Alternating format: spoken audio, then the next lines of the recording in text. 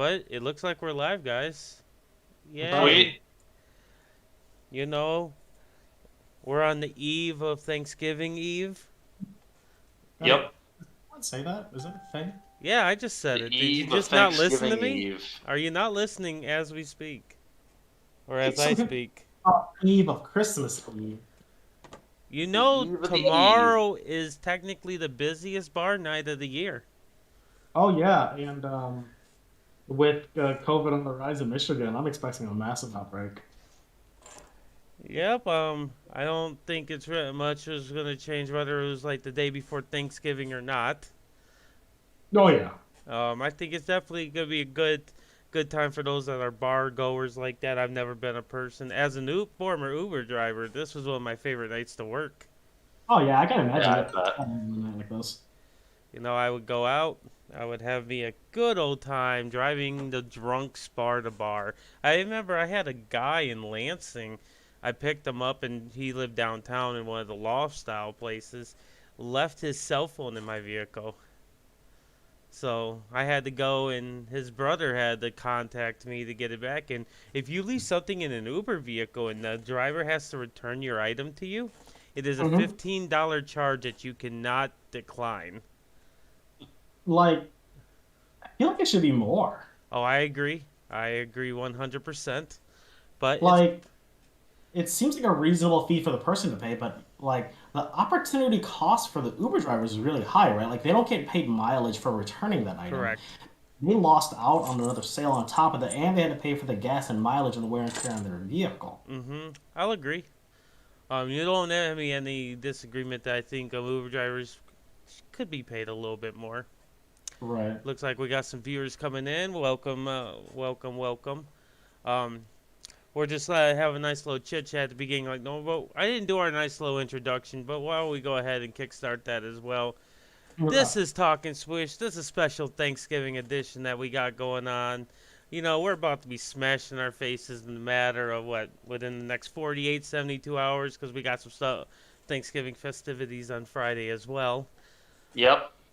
But we have Mr. Dewey Vu on the line with us. Dewey, how are we doing today? Good, good. Busy weekend and then busy start of the week too, with between work and trying to get everything ready for this weekend. Nice, nice. I know holiday weeks can be hectic, to Yeah. say the least. It I, is gonna be, I was gonna have to travel a lot more, and I just had to. I'm still gonna travel a lot. This week's crazy, but next week I won't have to travel as much anymore because I was gonna have to make like a trip to GR and then come back. And now I don't have to because my company just put a stop on events anyway for like the stuff I can go to like that. So I was gonna go to a holiday party in Grand Rapids for something, and then now I'm just like not going because there's no need for me to attend anymore. So I'm just gonna record myself uh, virtually, like cheersing the people attending, and then I'll call it good. Okay. Heck, yeah, that's what I like to hear. Make it a little bit easier on you. You be Oh, traveling too much these last few weeks, man. You're I gonna mean, burn yourself out. Yeah. Saturday was well, I'll get to that I guess later on, and depending on what you want me to talk about last weekend and next weekend or this week. Yeah, we're gonna definitely be touching on some of your Eternal Week in action, because out of all of us, you're the only one to really partake in it. I know, Mm-hmm. yeah, some people that followed, like I know Steven was following your success in the Eternal Weekend online. But like I said, we'll Yep. we'll definitely get into all that. Um, hmm but we also have Mr. Steven Dickman on the line. Yep. Stefan, how are we doing? Good man. Good. Got the car back today. Was getting work done. Got one of the tires fixed. Got all that ready to go. Julie and I just got a bunch of holiday shopping done. Was super busy, Was it but fun? doing good. No, I hate being in public places that are super busy. Usually, it's not one of the things I enjoy. Um, but we got all our stuff, and it's kind of cool to just be getting holidays. Kind of in the spirit of the holidays. But yeah, we got a bunch of food for the next few days, so that'll be cool. That's awesome to hear. I know. It should be a fun couple days. I know I didn't get to do much shopping yesterday and today, but that's okay. Man, I know you got your car back. I ended up getting my new car, Yep. so I have a nice little, what is it, Kia Sonata? Hmm. That thing has a bunch of like LED lights in it. Very cool, man. What was that, Dewey? I thought Sonata was Hyundai. Nope, it's a Kia Sonata. Yeah, I'm about a Son- 99.9% sure. Now you got me second guessing. I'm saying it wrong. Sonatas are Hyundais. No, it's Like, let, Sorrento. Sorrento. There we are. okay. Yep. Wrong S word. There we go. To be fair, I signed all the paperwork and stuff through a lot of pain. A lot of pain yesterday. So, Yeah. fill in world. Good news is it sounds like we're going to have some reserved seating at the NRG event, so be jealous, people. Your boy Yeah. ain't going to have to move a lot. The Because, reserved seating. so what happened is there was a cat falling, and I dived and saved the cat midair. What a dude. I am the savior. But all jokes aside, I hurt myself pretty bad at work. You know, um, we'll just say I was having pro wrestling flashbacks and felt like, hey, we can still do this. Breaking news, guys, we cannot. The I'm dream. shocked.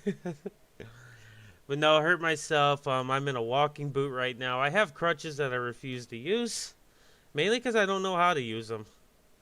I really don't know. I don't know how to use crutches. And I'm worried that because it's like rainy and stuff outside, that I'm gonna hit like a patch in like these businesses and stuff, and I'm gonna slip even worse on them, and I'm just gonna bust my stuff. I just don't. I don't like it. I don't like the idea. I think that the crutches are gonna end up giving me more injury than I really should be in. Mm-hmm. So what I'm doing is I'm taking these ibuprofen 800s that they're giving me. They're having me take them 3 times a day, which is pretty extreme. But I was like, Yeah. if you insist, you want to throw some side of Vicodin in there with it too, we can make that happen. I like to feel like Superman again.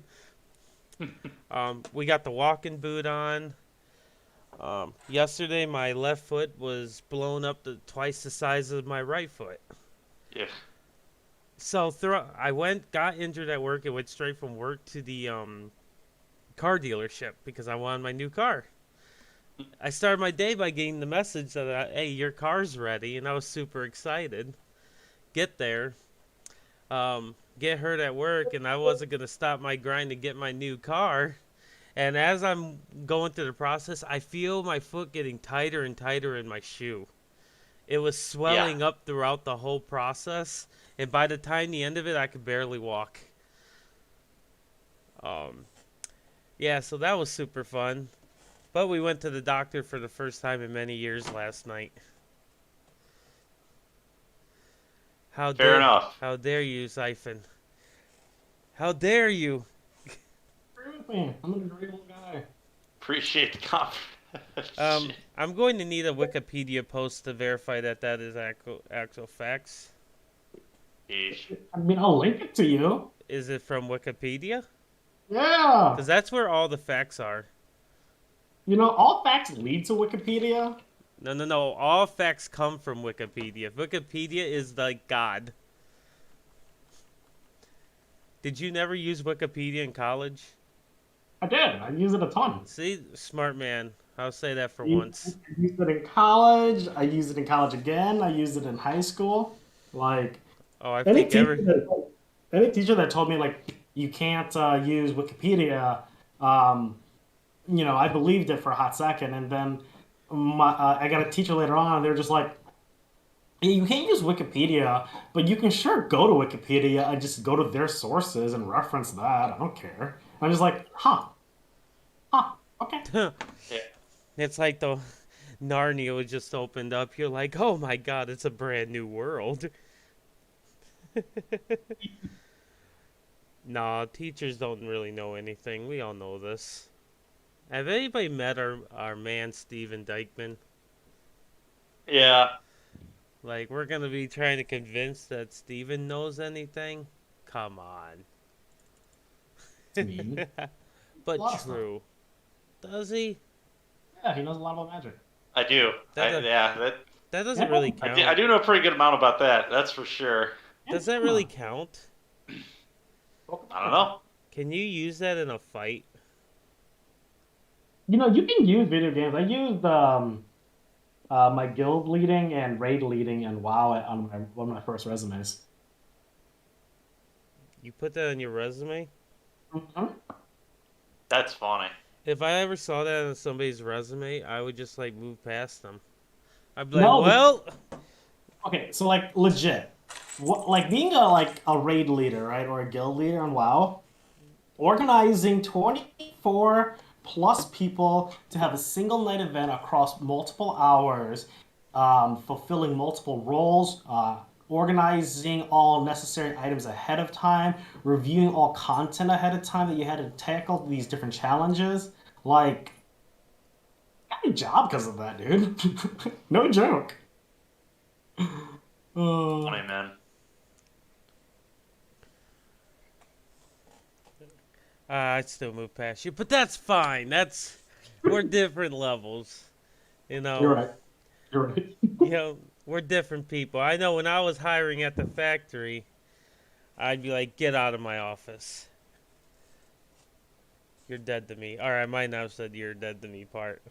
That might be a little much. Yeah, Zach, you're correct, dude. Basically, management prep.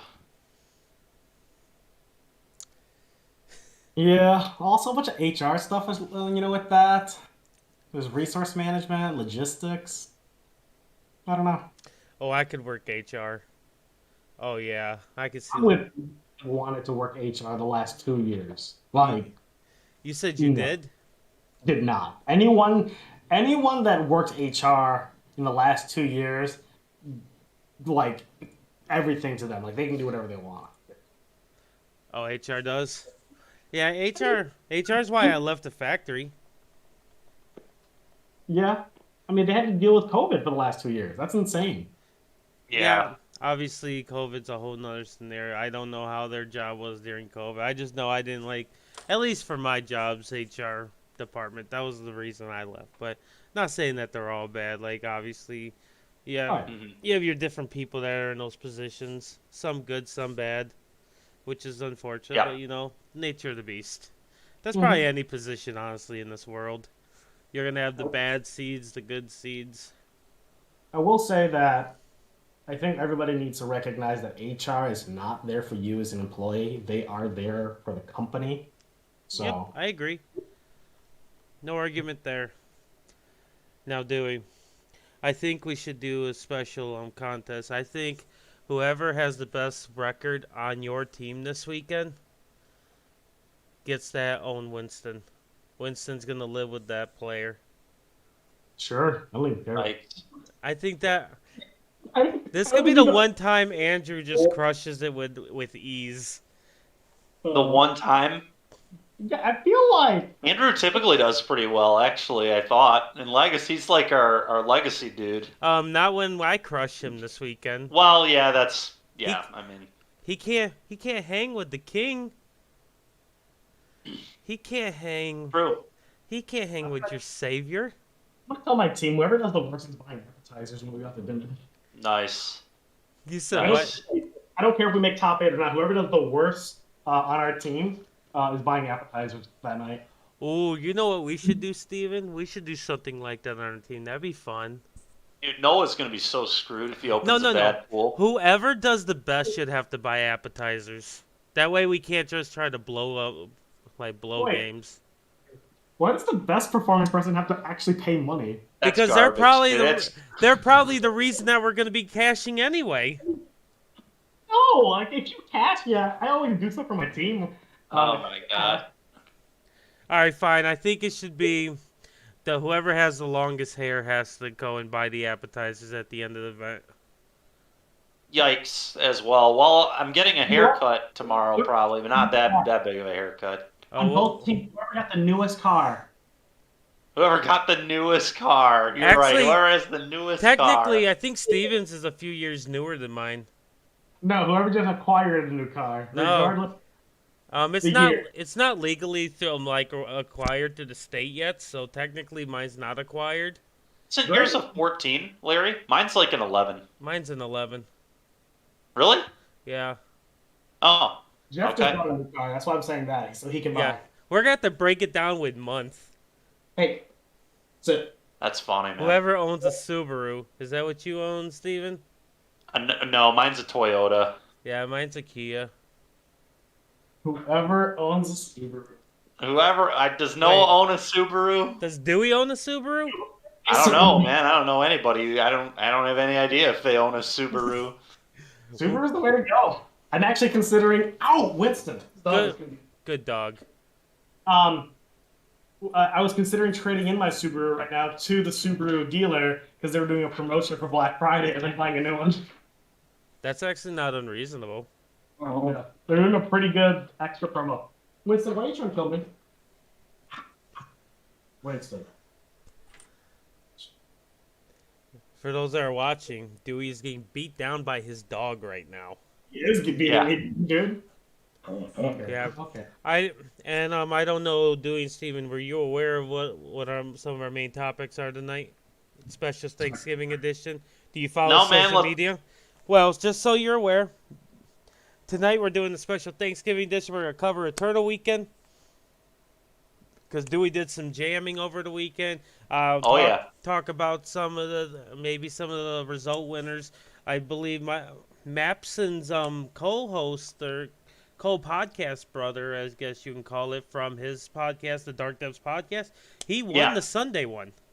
Oh, that's gas. So, congratulations out to him. I apologize. I don't know their name offhand. I'll look it up momentarily so we can give a proper shout out, of course.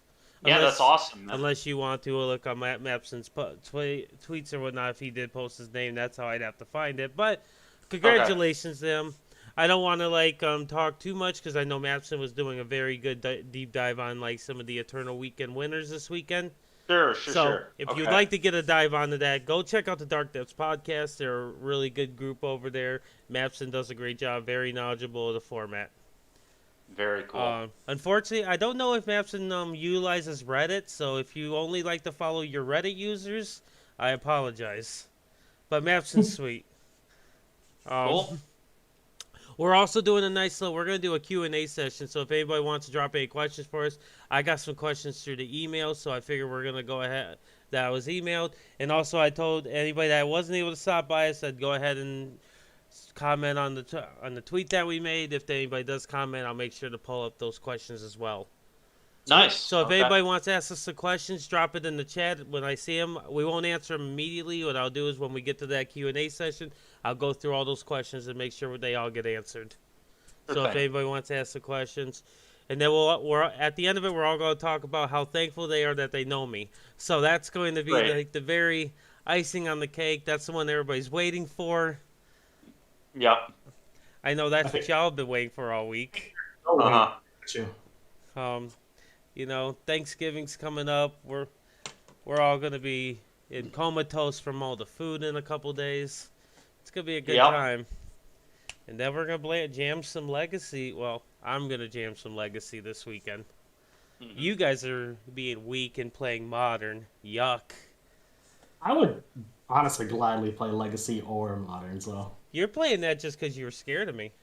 Yeah, man, I did some sealeds with Matt last night, and I'm actually not sad. I'm not playing sealed. Let me tell you, this sealed format, man, it is really bomb heavy, which is awkward as heck. Yeah, I don't like this unlimited format. It's a lot more bomb heavy than pretty much any of the last few sealeds have been. Like, there are a lot of really stupid rares that just can completely take over games.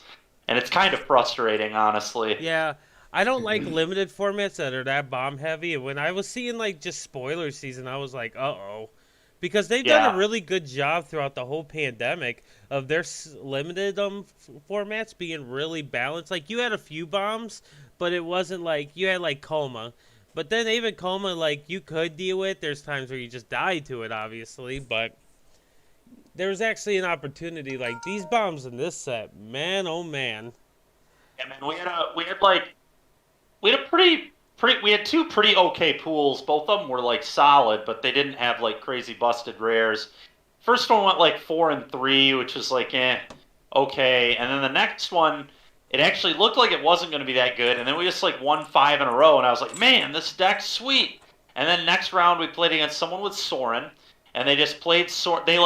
They were missing their second color and got stuck on 3 lands, and we were like, oh man, this guy's in trouble. And then he just played fourth land, still was missing second color, and just goes Sorin minus.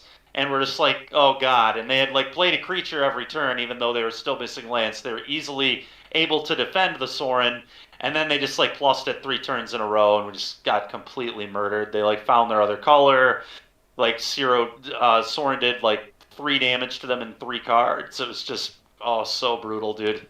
And then the next round we lost to some other crazy rare. I just remember the Sorin specifically because it was just like so unbeatable. It was so stupid. We just like didn't have a way to kill a planeswalker and just like got completely buried. We like had to make terrible attacks to try and keep its loyalty down. It's just a complete disaster. Just a total freaking disaster. Yeah, I know, Zach, for sure. Yep, as you get further in sealed, you get paired against players with nuts pools, for sure. Yep. Yep. It's always the worry. Always the worry when you're doing super well in sealed. You're going to run into people who have a bunch of rares. Yeah. So with that whole concept right there, I agree. Like, I was doing War to Spark. I did that sealed one, and I was doing really well at first. I was like playing like turn 3 and turn 4 Nissa. And then I started to get outclassed, and later in them rounds when I started to do well because my turn 3, turn 4 Nissa was good, but people were doing some bust up. I had a guy went in turn 3 the Nicobolus against me. Oh, crap, man. I couldn't beat him. Yeah. I would imagine. Wyatt Darby turned to Dreadhorde Invasion both games. Yep. And then had counter to back it up so I could never remove it. So I'm like, F in the chat. So talk about a card that isn't easy to beat. Yep. Usually those kind of effects, pretty good. Pretty good. Yeah. The only nice thing about Dreadhorde Invasion is it didn't make multiple bodies. Yes. So like if you had like good tempo-y removal, you were typically okay because you could let it make a 5/5 and then you would like bounce it and then they were basically just down 4 or 5 life. Yep. But yeah, if you didn't have stuff to screw with their token, and if they had things that like gave their token abilities, like I know there was like an insanely good uncommon that like gave all your zombie tokens flying or some stuff. Yeah, you had and those then also creatures. a mass too. Yeah, if you had like really good creatures to make those tokens better too, and speed up the process, it could be scary as well. Mm-hmm. It gives it lightning quicker. Yeah, Liliana in that format was ridiculous too, Zach, for sure. Yeah, Liliana was quite the magic card. Had a just really good static ability. Let's be real. Like that card was just very good card, and it was 6 mana, so it wasn't like busted by any means. It got played a little bit in standard, like a little fringe style card. Yeah. Yep. Card was really good. Nuts, so. I only got to touch that Liliana and 2-headed giant when me and my friend both opened one. We did well. Crazy, dude. Yep. Yeah, Spark Harvest. Yep, Spark Harvest. Hey, historic playable card. Yeah. And I think it might be played in Pioneer as well in the Arcanist deck. It might. I don't remember offhand though.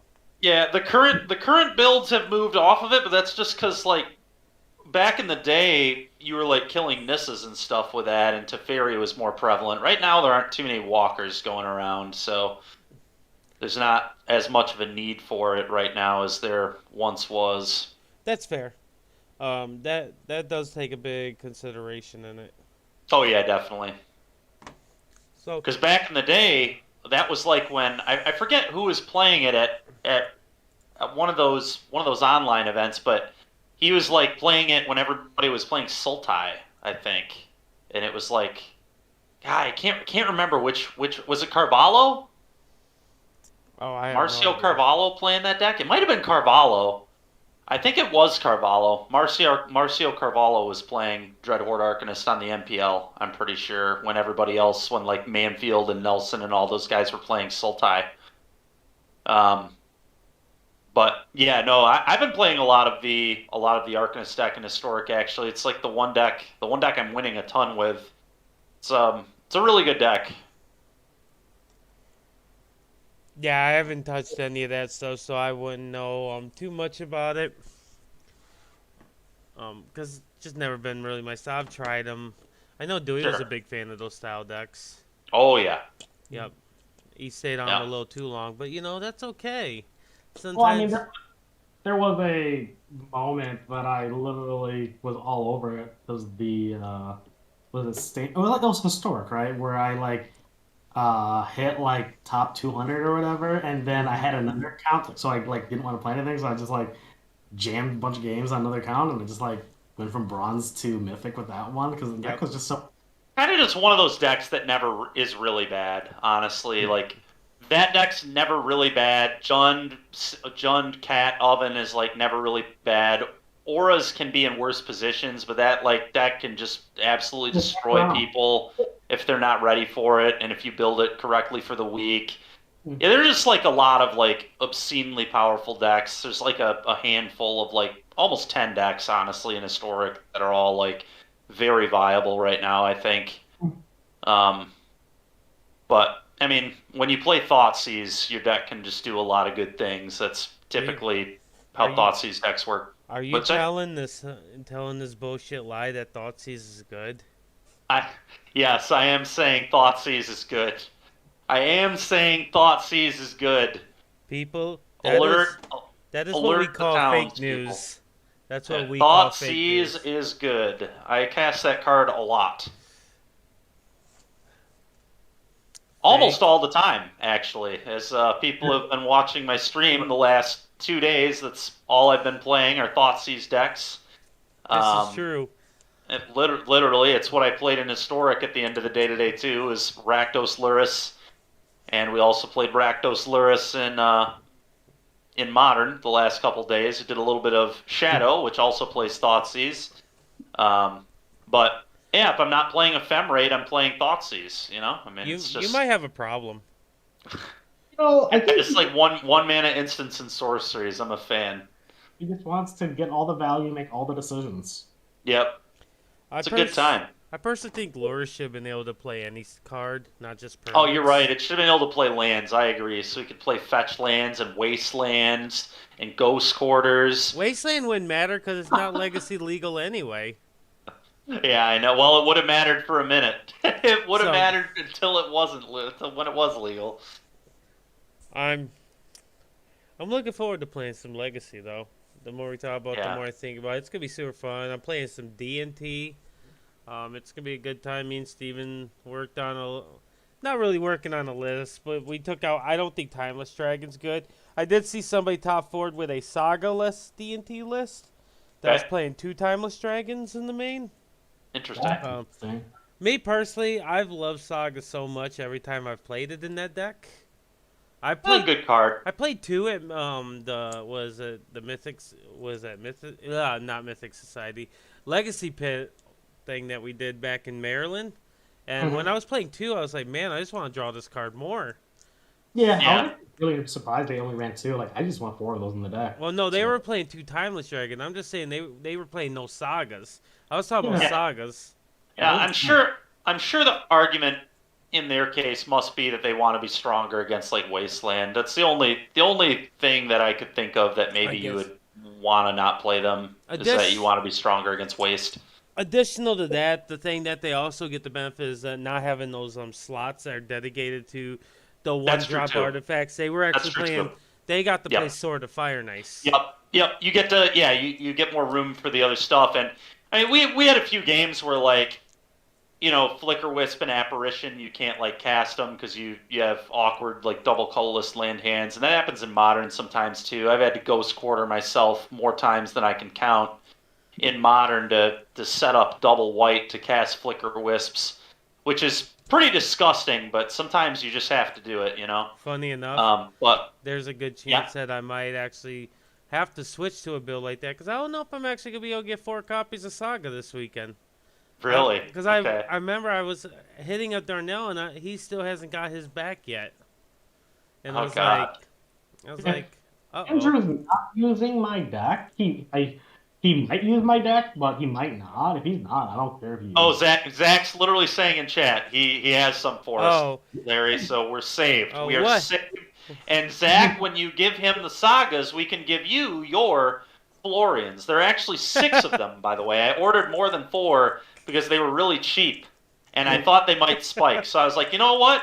We're just gonna get 6 of these. So I just went and just got as many as the vendor had. So I got 6 Florians for like $1.50 at the time. And honestly, they probably have already gone up a little bit because this was before Crimson Vow came out, and Red Black has actually like done a couple things. It's like an okay standard deck. It's not tier 1 yet, but I think it will be at some point. And Florian's actually really good. Hmm. So, That's but funny. anyway, you can get your Florians when you give Larry um, those sagas. So. Yeah, maybe we'll link up on Friday, Zach. In fact, Zach, the cards are, I believe, literally right behind me here on the bed. The envelope sitting on the bed there. Those are yours. Those are your Florians, just sitting right there. I Oh, brought him to F and M or M and M, should I say, Monday Night Modern last night for Zach, and he wasn't there. He wasn't there, killing me. wow. You're killing us, Zach. Carrying an envelope of cards around. Probably looked crazy. Not any more crazy. Yeah, I was gonna say, I probably already looked pretty crazy with the hair and everything, but whatever. Oh yeah, no doubt that you don't that you look crazy with the hair. Yep. But let's transition a little bit and talk about this weekend's events. I know I didn't get to play anything over the weekend, but Dewey did. I So did. they had the Buffalo Chicken Dip event. It was Mm-hmm. the only paper Eternal Weekend event that was being probably held in the world, or at least in the country. The world's probably a stretch. Like we don't know what's going on around the world. But excuse me, I think I swallowed a fly. As far as the area, um, I think it was the only one really in the world that ran something that size and that large. So Right. Well, from what I heard, it was a super fun event. Go it ahead, was. go and tell us how you did. I didn't do that great. So myself, Andrew, Noah, and Jeremy from the team, we all carpooled down there. I was on 8 cast. Myself and Jeremy, we were both on the 8 cast pile. Um, I think we were on 73 of 75. Uh, I wanted to play a more standard list. He wanted to play an extra hull breacher in the main. So that was the main difference there. Andrew was on his red painter pile, and Noah was on a um. Oh, he was on a green post. Um, so lots of cool things going on with that, of course. And the event itself, like I said, it was okay. I went 2-3 overall. Um, and then 2 of the other guys were 3-2 with the potential to go 4-2. But the problem was we were because it was only prizing out to top 8. There was no point for us to play. So we ended up just dropping and getting food out. But the event itself, I mean, like overall, good time. They ran it very well. It was super smooth. The store was great. The buffalo chicken dip, I have to say, it's Okay. okay. Did they actually have Good. buffalo chicken dip? Yeah, it's a thing. Like everybody that wants it gets buffalo chicken dip while they're there. That That's is awesome, man. awesome. Yeah. So you can do that, and I got a plate of it, and it was pretty solid. Not as spicy as I would like. I do like to have a little bit more heat than they went with. Uh, Sure. but obviously that's me. And then I made some changes for the. One last thing about it. We went to a great place. I love bourbon, obviously. Like drinking some single barrel right now. Yeah. I convinced them, hey, I'm down in Ohio. can we stop at a liquor store so I can check to see if they have any like allocated stuff so I can pick up? They're like, you know what? Sure. If it's on the way and um it doesn't like and you're quick about it, we'll stop. I'm like, sick. Go in. And we go to a store and the store has it's not I don't have my high hopes. It was highly regarded on reviews, but the reason it was highly regarded was because it's a very popular spot for people just to pick up like their drink for the evening, like a party store, like a legit like party store. And I was like, I'm not hopeful, but I come in. We walk in there, and there are cops already breaking up a situation. Oh man. They're just posted up there. But I'm like, I'll pick up some pops for the guys because they want us to pop because they're already, we're already stopping here, so we'll make it happen.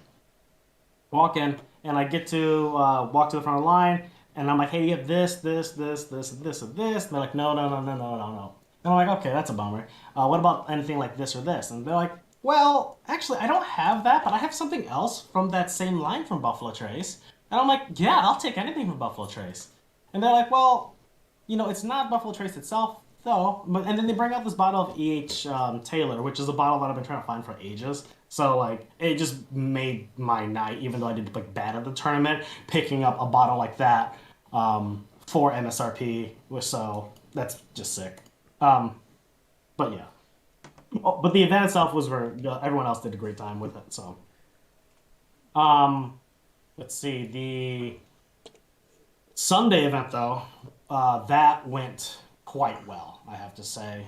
I was on 8cast. We made adjustments. Jeremy and I ran the same 75.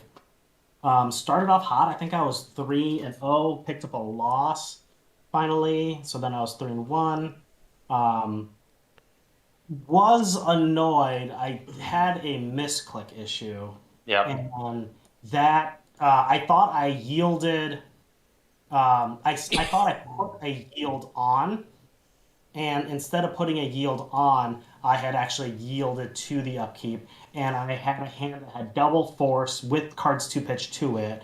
They were about to combo off, and in the middle of comboing off, I had hit that, and just it happened to be like the split second before they do it. They cast their Echo of Eons, and my forces are now gone. I'm like, what just happened? So, Yep. very, very unfortunate with that.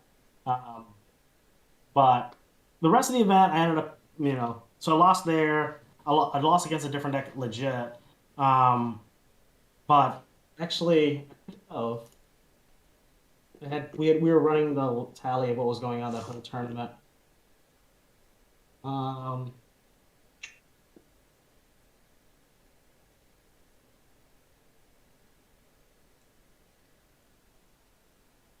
So I started off with a 2-0 against Blue Red Sagavan. They had an interesting situation where I was fetching up an artifact with a Pithing Needle, and they just chose not to fetch with their Scalding Tarn. Classic. Uh-huh. Classic. Obviously, they were locked out of it. Yeah. And so they're pretty screwed there. And then in the next game, I just took it over with Sai and Chalice on one. And the Sais are just so good against the Blue-Red Saga decks because they can just create infinite blockers for the Murktide. Yep. Yeah. In game 2, looks I picked up an early loss. I was busy. Against Elves, where they had Green Sun Zenith for Oof on 1 and 2, and I just couldn't do it.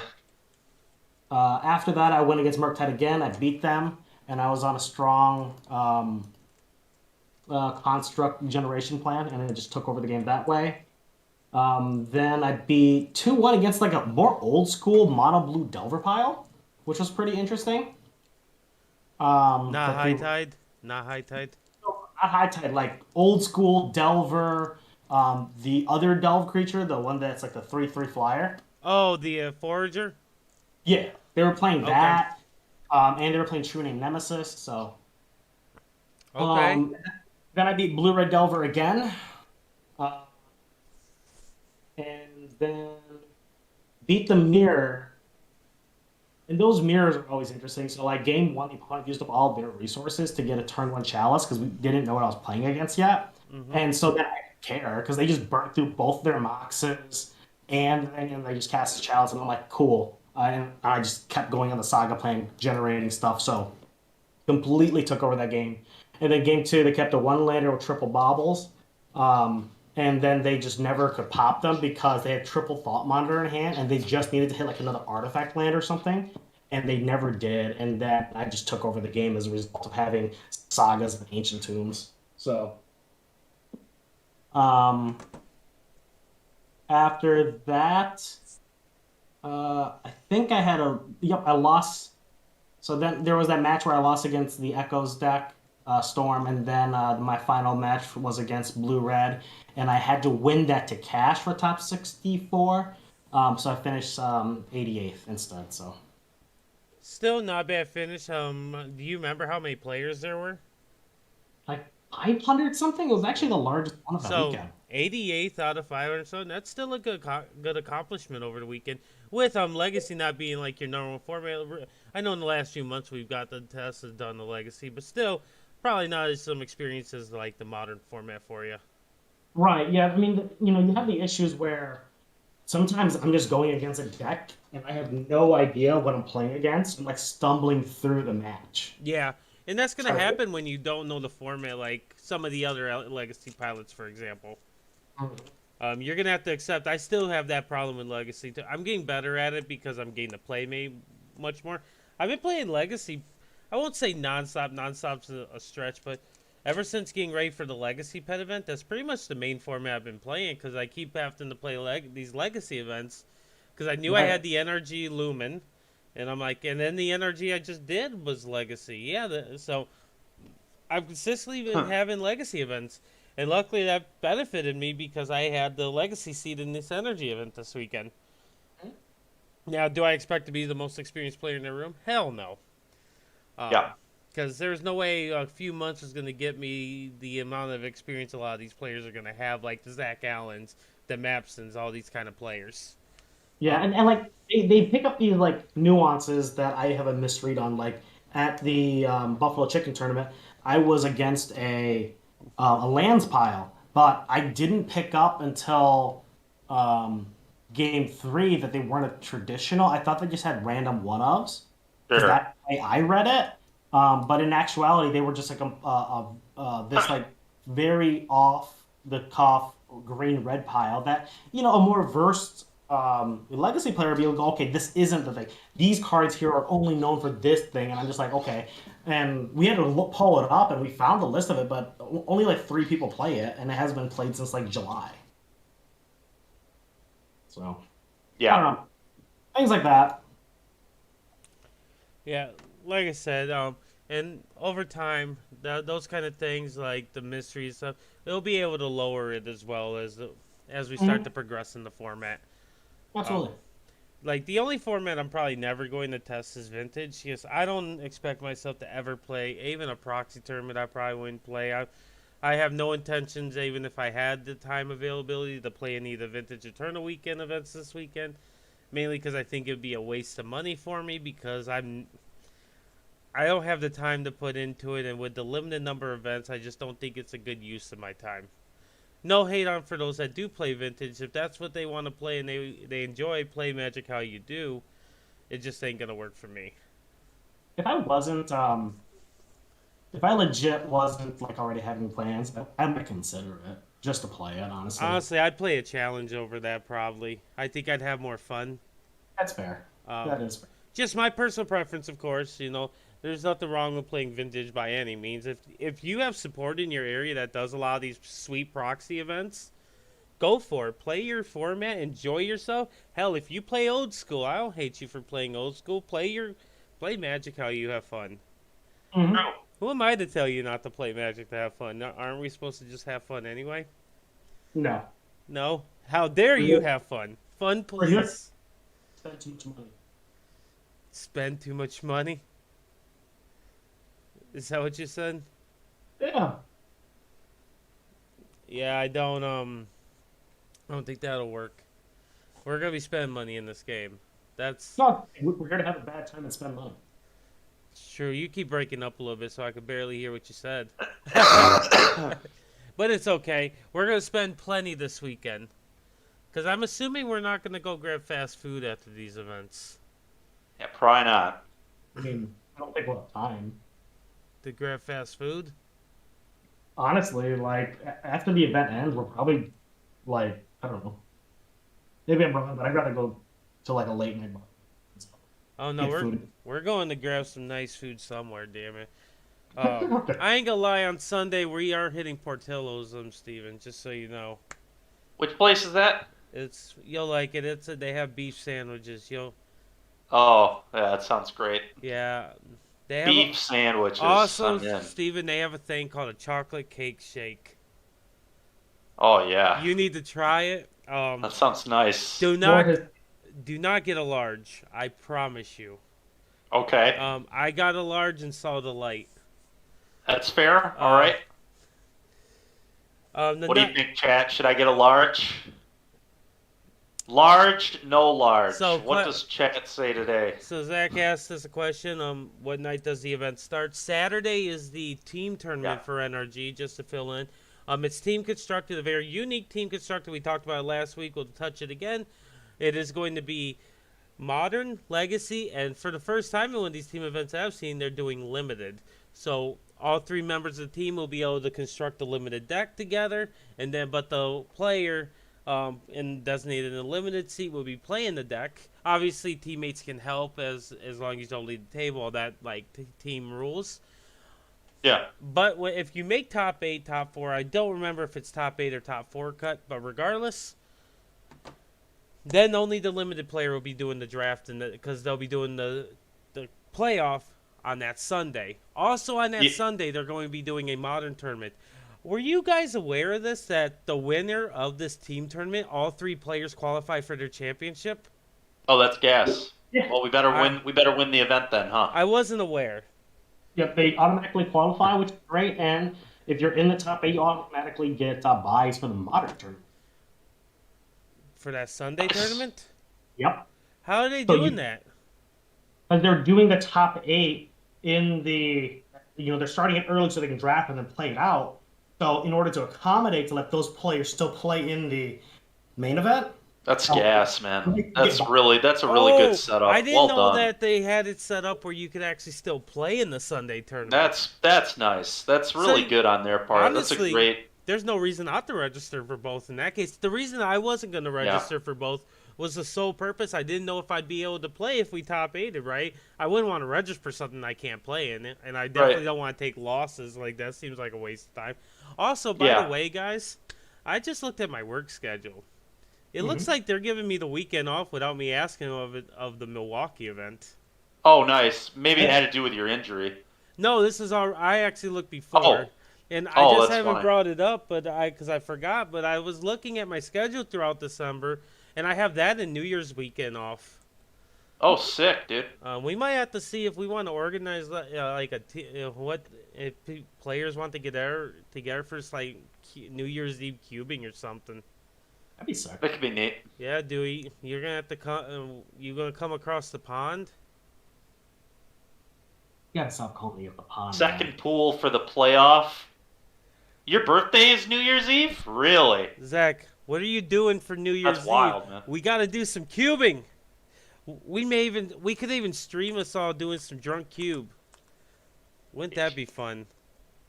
We could do Legacy Cube, Pauper Cube, Ikoria Cube. I don't care what cube it is.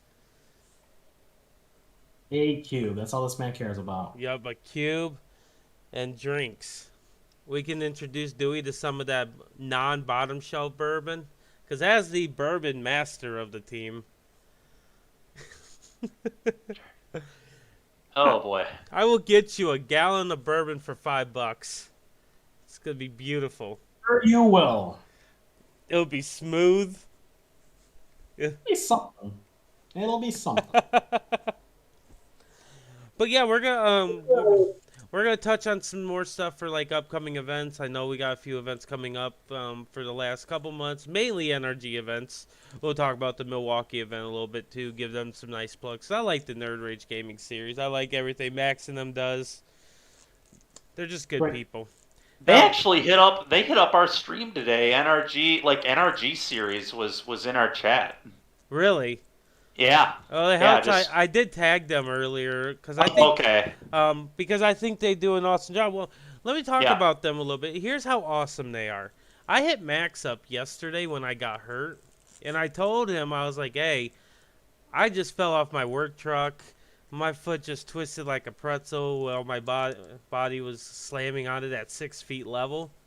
I Mhm. could barely walk, but I still plan on going to this event. Is there any way I get like um, accommodations for a broken cripple man?" He instantly responded to me and said, "Yeah," and had me give your name, Steven, so he knew who it was registering, so he could put a note in Melee for us. Wow. No hesitation. Awesome. That's that's just awesome TOing right there. So that's another reason I made the tweet today, because anybody that don't know about this event needs to come out. And they're only like 20 slots away from being capped, which is awesome. Well, I think we just got another registration too, so it's shrinking more and more. Yeah, that's awesome. Like, Yeah. I'd love to see this sell out, because I like that they're taking chances by doing the limited seat for it. Because that's them taking a gamble, see if that pans out, because obviously it's going to be a higher entry fee because of that. That's the nature of it, right? Gotta take chances and see if it works out. And if it's gonna sell out, that's awesome. What were you gonna say, Dewey? Why am I splitting down the cost down the middle? Yeah, I was wondering. I was like, is it really fair for us to split it down the middle when we're not keeping the cards? This is bullshit. Damn you, Noah. Oh, mistakes were made. I know. I feel like we're all getting screwed that ain't playing limited. I think the limited players are getting cake right now. They're like, yeah, buddy. What are you up to over there, Steven? You're so quiet. Not much, man. Oh, Just kind of listening and he heard that it ain't pointing. fair that we're splitting it down the middle, and now I'm bummed. he's got a The hater calculator. did- He's The like, all hair right. screwed me over. He's like, all right. If I take 6 packs and we divide the 6 packs and we carry the 2, you better be using that Common Core math. Yeah. I wanted you to show your work. Do you think Common Core math good? I thought it was good. I hate it, man. Like, Who you ask? yeah, I feel. I grew up in a different era, I guess, so I think I'm just one of those old people that I like my old math better. Mm. Like, I remember when I was in school, well, there was like a specific math, I forget it now because I'm old as shit, but there was a math that my parents didn't know how to do, and they'd be like, yeah, that ain't how we did it because we didn't need to do all that fancy stuff. Oh my gosh. So now I'm God, one of those dude. people. I'm like, I didn't need to do and have to. We need you to show all how you got that answer. Doesn't matter if I can give you the answer. I tell my daughter all the time I think it's stupid, but just do it. I've had bunch of really good teachers about that said if you write the right answer, I don't care if you show your work, I don't care how you got there, but if you write the right answer, I will give you full credit. Exactly. But if you show your work and show me how you got to your answer, And I it's will wrong. and it's wrong, I will Yeah. give you partial credit for the Yeah. correct methodologies, the steps. Like you may have messed up something in the very early step that gave you the wrong answer, but everything else building into it was correct. I'm good to give you credit. I'm like, I like those kind of teachers. Yeah, that's pretty Yeah. cool. Because it means that you're at least understanding everything. You just made a minor misstep. But I Correct. think the teacher is the teacher still going to address and assist them in making sure that they understand where it was wrong. Oh yeah, absolutely. Because that's like the big key. Like, there's nothing wrong with being wrong in this world. As Steven knows, he's wrong a lot. Unlike me. Yes. But unlike you. yeah. Unlike him. Come on now, I'm never wrong. But if somebody like Steven, right, is going to be wrong, it's not going to help him if he doesn't know where he was wrong. So he can Yeah. improve. You're right. But yeah, let's just jump into some of these questions. Hold on, is that a question ringing? Nope. Um, that was not a question actually. Now that I. But yeah, so if we do have anybody in the chat that wants to ask a question, even Zach, I know Zach will just ask us questions like anytime he wants. But if he wants to be a part of the special designated question time too, come along, ask us questions. We can even ask Dewey what Goodwill he got his hoodie at. All questions we've been thinking this whole time. I like this hoodie. Yeah, a lot of people from Goodwill does. They probably saw that when they were accepting donations. Like, this is a nice hoodie.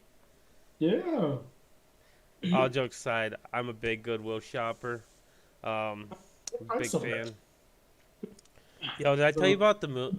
Before we get in that, let me tell y'all a funny story about the movies the other night. I went to Ghostbusters, and I switched my membership over to AMC. Okay. Because AMC has Diet Coke, and that's my main reason for the switch. Okay. They have Diet Coke over Diet Pepsi, so I went to AMC over Celebration. Sure. That's where my standards lie. It's funny. Okay. So I was like, oh, let's go. They have the freestyle machine, which is cool too, because you can switch it up instead of like the basic view selections. And the recliner seats are cool. There are recliner seats in every theater. That's cool. I'll give them that. So went over there, went to the movies. Their concessions are so much more expensive than Celebration, though. So much. It was like $20-something for a large soda and popcorn. Oh my God, man. And I was like, I'm not paying that. So I went and I got me a large soda.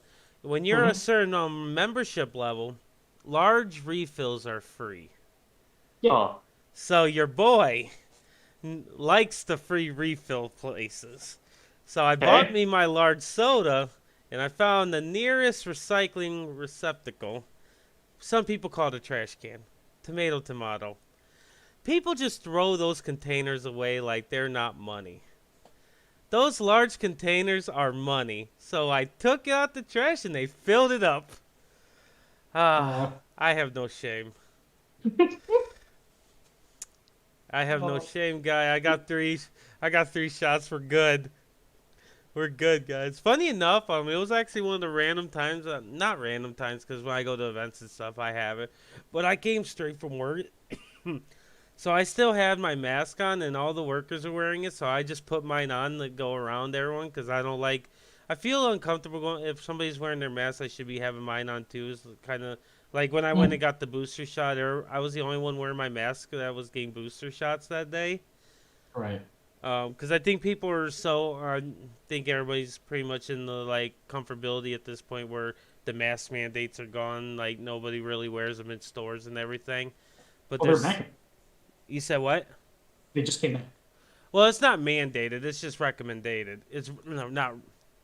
Well, you know what I'm saying. Yeah. Yeah, it's not mandated like it was a mandate.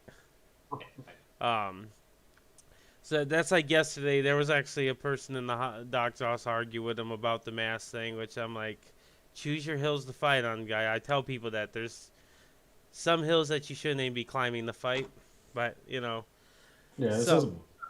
So I feel like I should be good. Like I do think that people need to fight back against these movie theaters and start grabbing these things out the trash with me. We could fight back and get our free popcorn. I mean, you can definitely do that. Yeah, man. You do you. Steven. Zach. Hold do on. we think any? Oh. No. We're gonna get to that question. But Steven, you're the cheapest person I know, right? I am pretty cheap. Yeah, I'm pretty cheap. So you're gonna do this with me, right? Nope, I'm not. It's okay. I just won't eat popcorn or drink soda at that movie theater. I didn't do it with the soda. I bought the soda. Oh, that's true. Yeah, you said that. You said you bought the soda and then okay, great. Popcorn actually can't transmit sickness. Oh, I didn't know that. Steven's not cheap. He's frugal. There's a difference, right? Okay. Oh no! I don't think you. Okay, I get the difference. I do. I do consider Steven cheap. I do think he hits the boundary of cheap. Okay. To an extent, I won't say he's like dirt, not dirt cheap. That's a weird term. I don't think he's like the extreme cheap, but I do think I think he blurs the lines more than you do. I joke with you and call you cheap. But Yeah. I don't think Dewey's cheap. I do think he's classified as frugal. Yeah, I'm probably frugal. I, Yeah. I am pretty cheap. I really am. Yeah. I Steve, really don't like spending money. yeah. But just fine. I'm not saying it's a bad thing. No, It it's can be to probably an extent. honestly more of a But good thing in a lot of ways. but then Steven's cheap and stuff, except for 2 items. We were actually just talking about this earlier. When it comes to food and video games. Mm-hmm. Even video games, though, I'm like, I don't have that many video games. I don't go and buy like every sweet video game that comes out. It's by the ones that I really, really want. But doesn't that Like the new Pokemon game, for example, which, if you enjoy Pokemon, listeners, you can catch Eli, Brooks, and I streaming Pokemon every Friday for the next few weeks, actually. Maybe not this Friday. Probably not this Friday. Depends. I'm not sure if I'm going to be streaming this Friday. If I stream this Friday, there will be some Pokemon action again. But the next few weeks, we're doing a stream and we're giving copies of the games away. So come check it out if you're interested in that. I love the transition plug right there. That is. Yeah, we had to plug it, man. Well, Gotta plug it. We're talking about video games. While we're plugging things, let's also talk about last Monday we were back. Last Monday, as in last night, because I don't know the day of the week. We are back. We're doing some live paper magic again over at Galactic Toys and Games, and this is the big plug. We are going to be doing the Store Championship live. Mm-hmm. It's going to be a big production. We're going to have commentators live. Dewey, maybe? Is he going to come down for this? When is it? The 5th? The 5th, I believe. Yeah, I have an appointment at Galactic Toys and Games. I know. I'm going to be at the Galactic Toys and Games. I know. Oh, I'm going to a Broadway play the night before, and then I have to get ready for stuff the day of. So the night before. Unfortunate. I'll see if I can make it. It depends on if I'm ignoring Nina all That's week. fine. That's fine. Well, I mean, you don't necessarily have to be. Whoa! Would you be able to maybe join commentary from a Discord call like we do on Monday nights? No, we need live. No, okay. I think they want live. Yeah, I see. We're doing it like the 2K. I see. For anybody that's watching 2K, we want to have like multiple two commentators live kind of thing. We could potentially have a third commentator and thing. The problem with having like 2 and 1 online is being able to like overlapping like talking with each other kind of thing gets a little awkward. Sure. Yeah, it can. When Mondays, it's fine when you have 1 and 1, but having 2 and 1 can, because when you have 2, you're actually having eye contact. Right. Yeah. But we'll definitely have commentators going. We're gonna keep Bully and Dewey to see if we can get him on the commentator. You know, since he ignored us for the whole 2K, you know, and he's known about this for weeks, and now he suddenly wants to back out of it. I suddenly have to back out of it.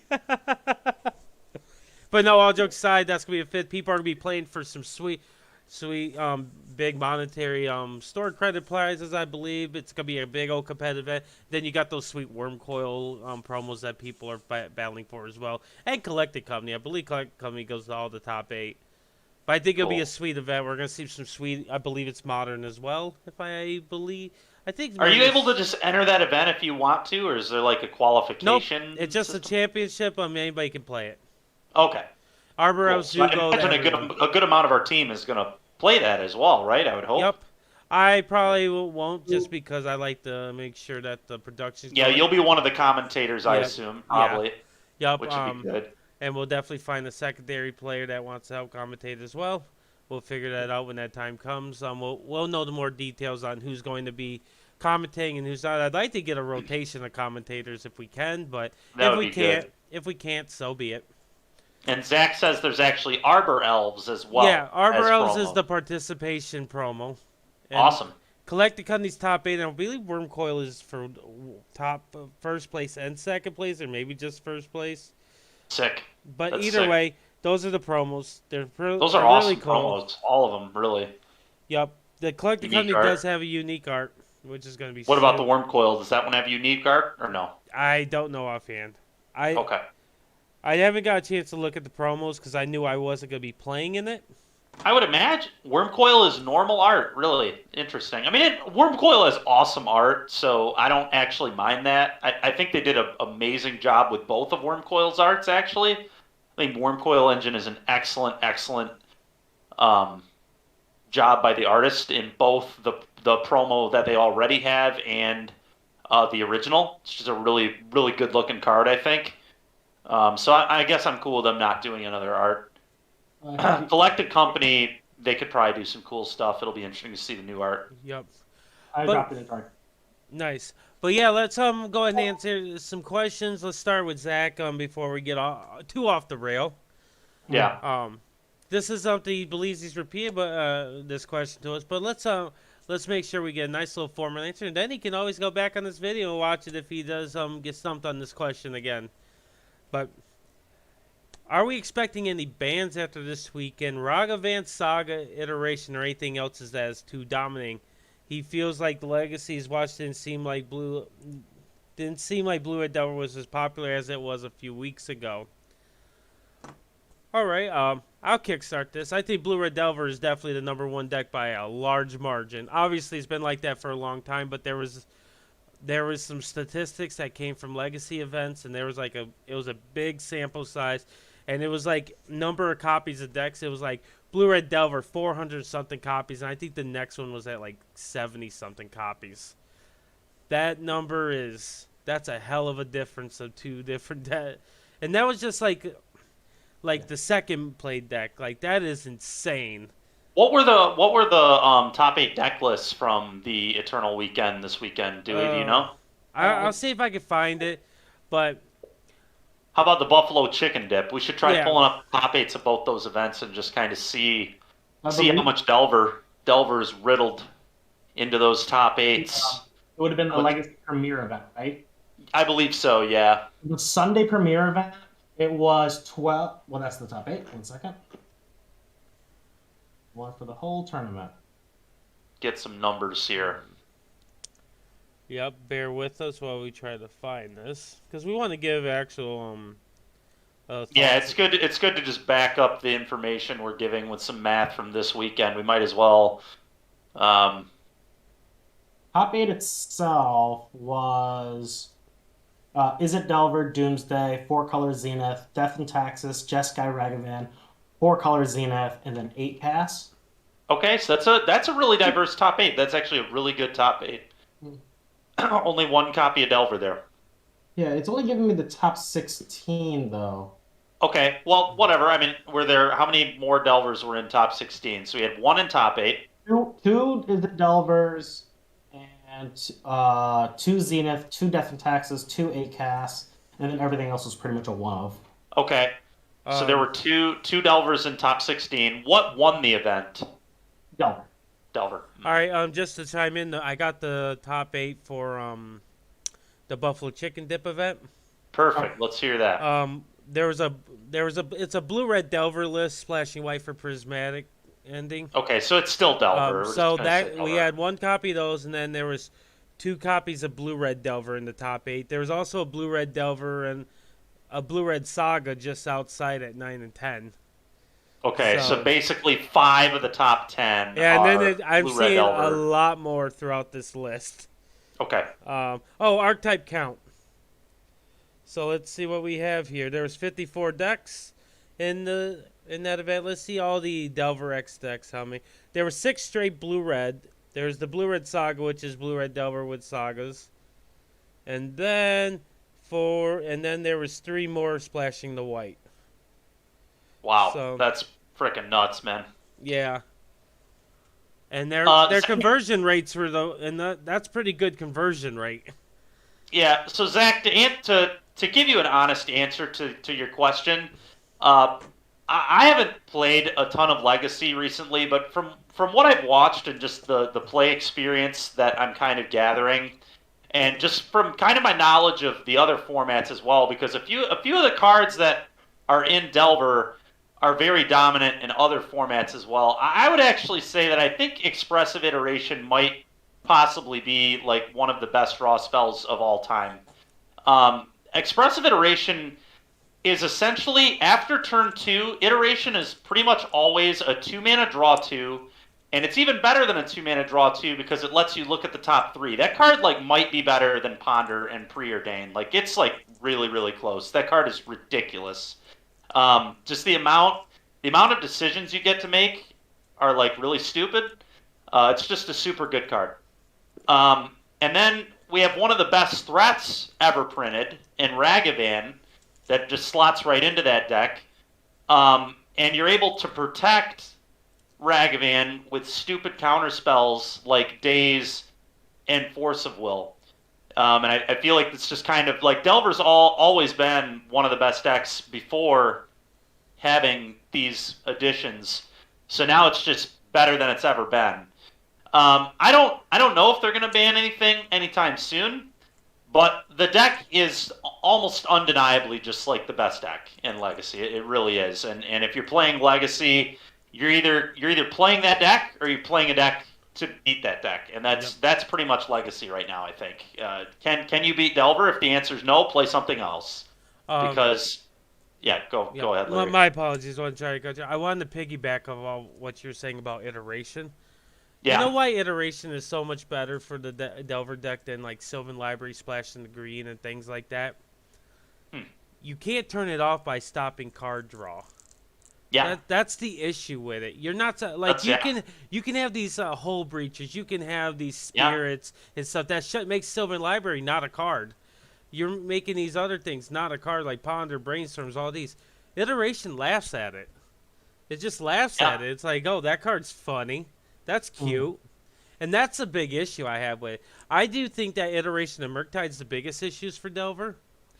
By playing against Delver, playing mirror matches with Delver, playing against D&T against Delver, these kind of things. Those are the two cards that I think are hands down the most impressive. I actually don't think Monkey's that big of a deal.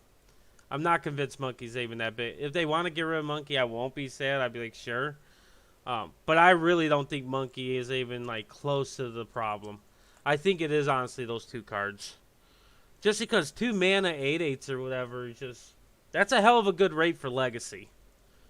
I think people that don't think Murktide's big deal is because they have that modern mindset, but the formats are so different. Getting these 2 mana 8/8s in Legacy is just too brutal because usually you're attacking with very mediocre creatures. Now you have a super powerful creature in the air that's doing a lot of work. So I do think Murktide's a card that definitely needs to go because they're going to replace it with Forager, which is a way easier card to deal with than a Murktide ever is. And I mean, it might matter what you're playing too, which like maybe D&T struggles more with Murktide. Like obviously, D&T is like pretty reasonable against Monkey because you have a lot of like good blockers and stuff, which is good. Whereas obviously some decks don't. But yeah, I mean the deck's just broke in half. Honestly, it's just a freaking insane deck. And you know we see all these really busted cards. You know it's an archetype in Modern too, but there are a few differences. Obviously, in Modern you don't get to play with Daze, and you don't get to play with Force of Will, which is like a massive deal. You can't just play a Ragavan and then start spiraling out of control, regardless if your opponent has 1 mana interaction or not. Because in Legacy, even if you have the interaction, if they have Force or Daze, it doesn't matter. If you have 1 mana extra interaction, it gets countered, and then you start monkeying away. But you also don't have like Wasteland, which is another huge deal. Wasteland would make the Modern blue-red deck like way different. But I mean, it's already like super good in Modern too, right? I mean, the real downfall of it in Modern is Rest in Peace is like a fairly popular thing. Endurance is a pretty popular thing, and the deck's actually pretty bad when it doesn't have a graveyard. We saw that last week when Don Lee came on to our stream and literally just mulliganed to black Leyline post-board in his mono red deck. He was like, this deck can't beat Leyline, just mulligan to this. And put your opponent on the play so we get 1 extra card, because we're just going to mulligan until we see Leyline. So I listened to him, and we just won. We just mulliganed to Leyline both times, played Leyline, opponent could not beat a Leyline. And that's the problem with blue-red in Modern is, like, it cannot beat not having a graveyard. That deck is terrible if it doesn't have a graveyard. Darcy does nothing. Murktide's uncastable. They have, like, multiple other things that care about... They have other things that care about the graveyard too, but like if they can't do those things, all they have at that point is Monkey, and then obviously Don was a little psychotic about how much he valued the Monkey. He like never wanted to attack, and I finally vetoed his decision to just never attack because I was like, dude, if we never attack, we will lose to just Archmage's Charm, draw twos, and then opponent just finding a Murktide and casting it for 7 mana if you never attack. Right. And he was convinced that we'd still be able to bolt it, and I was like, dude, no, I'm not playing that game. So we did attack, but the point of this is, in Modern, you can cheese that deck by just nuking their graveyard. So it has like a massive weakness, like a huge weakness. In Legacy, it just doesn't have nearly as much of a weakness. I mean, those cards would still be pretty good against them, but part of the issue is like all that graveyard hate stuff, the rest in pieces and stuff like that aren't all that prevalent in Legacy. And even if you shut the deck's graveyard off, they still have, you know, a lot of like really good threats and really good counter spells, and they can interact with you in a lot of ways. And yeah, I don't know. But the deck's super good. The deck is super good. It's really broken. I don't know that anything will get banned anytime soon though. They don't touch Legacy all that often. They only touch Legacy when it's like really egregious. So no, I don't think they'll ban anything, honestly, but Yeah, based on their last announcement, they were saying they didn't want to touch anything before the Eternal Weekend events. So that Yeah. gives me like an indication that another reason I didn't want to touch the Legacy ban list when we're on the series that we're doing, because I wanted to wait till after a little bit after Eternal Weekend in case they add another card to the ban list, or they may do an unban. I'd hate for us to talk about a card and then just for them to like, hey, we already did it, and be like, oh, okay, that was kind of weird. But you know, here one we thing are. one thing I'd like to see that we're probably not going to see, but we've alluded to this before. I think it's really stupid that Luris is on the ban list, and because he got banned before the rule change even happened, and now they obviously companions were nerfed like heavily with that rule change. It still might be too good, but like I would at least like to see how it plays out with the nerf. Yeah, I definitely am in the same boat. Yeah, we've talked about this before. It's a Yeah. pretty stupid thing, in my Only opinion. because Very annoying. that same logic that we have is it's unbanned in Vintage for that reason. They want to see how it would be with the new companion rule. Why can't Legacy be the same? You know that. It's not, we're able to like Yorion, like people are able to play the other companions, so it's just like it's stupid in my opinion. You have I DNT agree. playing Yorion, and unless someone who like just came into Magic would not have any idea that that card's banned. It doesn't even like I don't know. It just doesn't really make sense to me, and I would like to see them at least bring it back into the format and see how it works with the nerf. And if it's too good, get rid of it. I Whatever. agree. But yeah. Let's give Dewey a second to make a comment on this question as well. Sure. Yeah, I think expressive iteration for me though is the top suspect on something getting banned. It's at the point where like every deck is trying to play it right in some way, shape, or form. And if you're not playing it, you're just so far behind. Hmm. Um, I think that's a huge issue right now for the deck and for anyone that wants to try to even keep up. So I don't know. It's for me, I think they were hinting towards they have something in mind they want to ban, honestly, Hmm. and that they were gonna wait until after the event, Yep. just to confirm their data. I wouldn't be surprised if expressive is the one that's hit. Yep. Uh, I don't think Ragavan's worthwhile to being banned. The reason I don't think um, the reason I don't think that Murktide's worth banning yet is I'd want to see how things shake up without expressive in the deck. This additional massive value engine that they have does how much worse does the deck get once they lose? Yep. So I'll agree with that. I can imagine that I think we're all on the commenting that we do think the next thing that's going to be on the chopping block will be iteration. I also agree with our Swish Gaming brother Jeremy Pinter when we were having a conversation. It makes sense to not hit creatures because that's usually the go-to every time, and it doesn't seem to work. right. Blue Red So Delver doesn't go anywhere because I don't think because creatures get replaced with some new busted creature, some new sweet card. That that's not gonna change much. Honestly, if I got the call, I probably would ban iteration in days Because Monkey is way worse without days in the format. I hate days, dude. I hate days. I just days. The what I hate about days is it makes play draw just like so much more important, and I hate things that make randomness more important in Magic, and that is just that card existing makes the RNG die roll just like that much more important, and that sucks. I think that just sucks. I think it's bad. That's bad gameplay, and it's not interesting. It's not exciting, in my opinion. I agree with you. And I think it's really garbage, to be honest. But the problem is, I think it's a card that people just want in this format. I've heard a lot of Legacy players actually cry out for that one to get banned. Yeah. Uh, They also you know, cried about Top being banned, and look, Miracles is still a really good deck. You know. Yeah, well, I think so. The top one.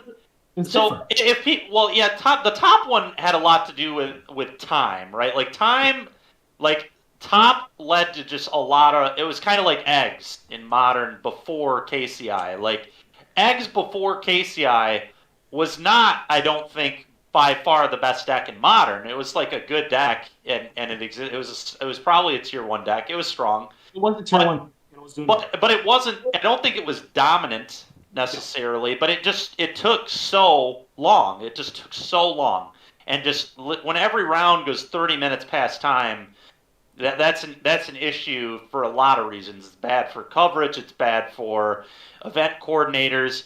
It's bad for the players. It's just bad for everybody. There's nothing good about Magic tournaments taking 10 hours in a day. Mm-hmm. That's just not what you want. Nobody wants that. So, they had to do something about it in modern, and I think that was part of the thing in Legacy too, especially with players who would go to Legacy events and play Miracles that didn't have experience with Miracles. They Mhm. would just drag these tournaments on and just like keep spinning the top because it just you could just keep doing it. It doesn't tap. You just like keep activating it and keep rearranging the order. Like people would activate it for like no reason and just waste time. It was just a massive like time leak. So I think that was part of the reason that Yeah. people hated top. I agree. That's the reason that Top got banned. That wasn't really. I wasn't comparing like days to Top and that.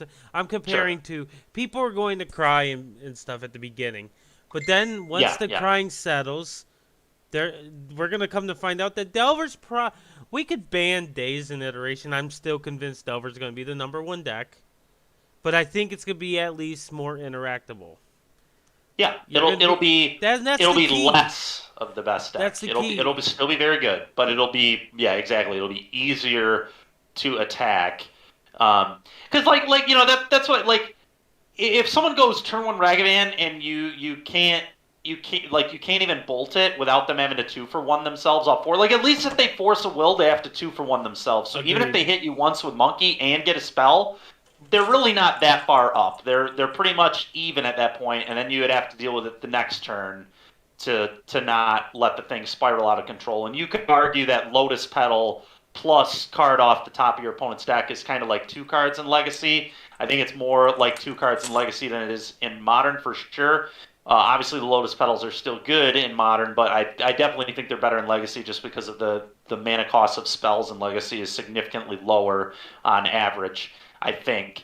But yeah, no, I think getting rid of days would be good for Legacy overall. Personally, maybe I'm wrong. Maybe combo would like run rampant if we got rid of days. Maybe days is like you need it there as a failsafe, but I don't think you do. You have Force of Will and you have Force of Negation. Yeah, you have multiple forces. So if you want to beat combo, just play more forces in your deck. And Yeah. honestly, we should force people to do that. No pun intended, because that forces inherently are kind of bad. Like they're not actually like 2-for-1 yourself to counter a card is like not great. Mhm. Obviously, you get a lot of tempo from doing it, but you're not only down 2 cards, you're down 2 spells. Like you have to exile a spell. Like you can't even be a land. So it is very much 2-for-1ing yourself. Um, Hmm. so yeah, I would love to see Days go. I think Days is trash. I think the Yeah. card is completely ridiculous.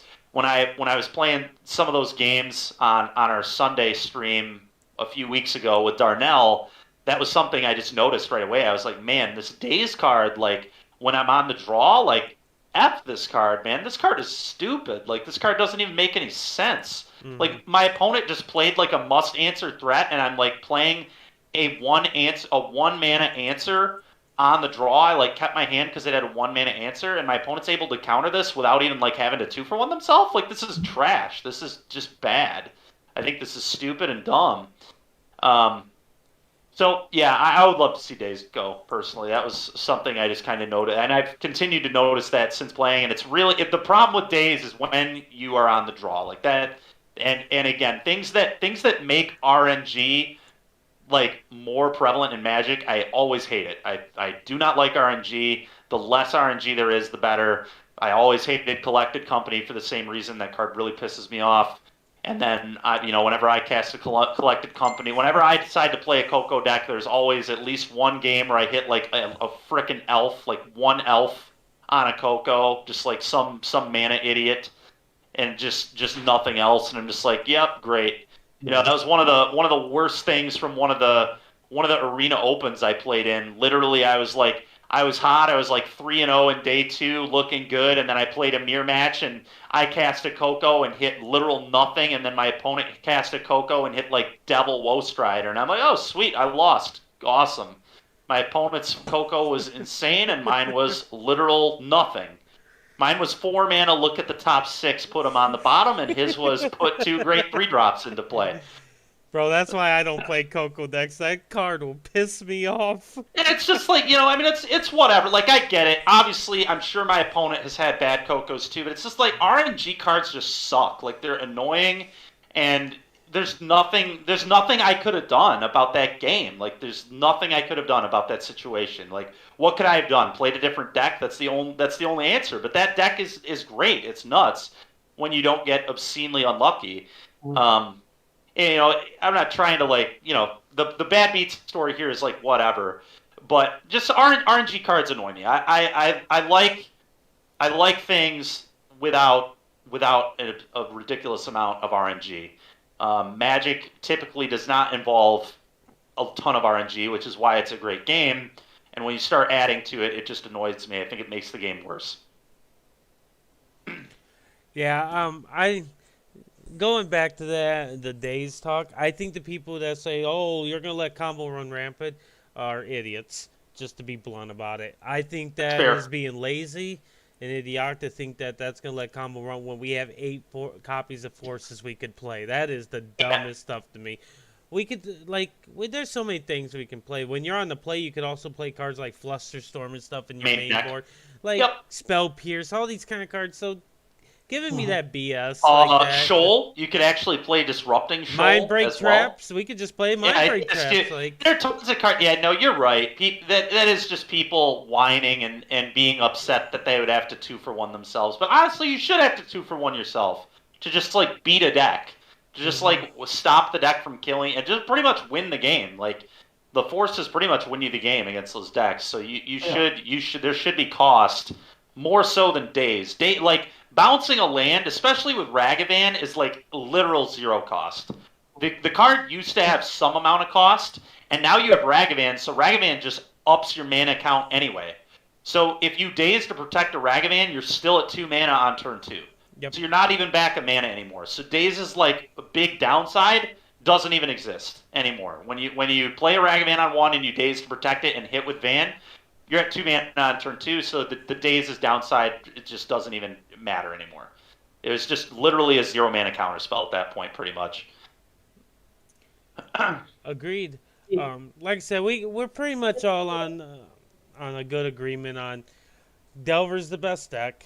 We do think Iteration should go, and I know me and Steven are on the ban days part. I don't know, Dewey. What was your thoughts on the banning days?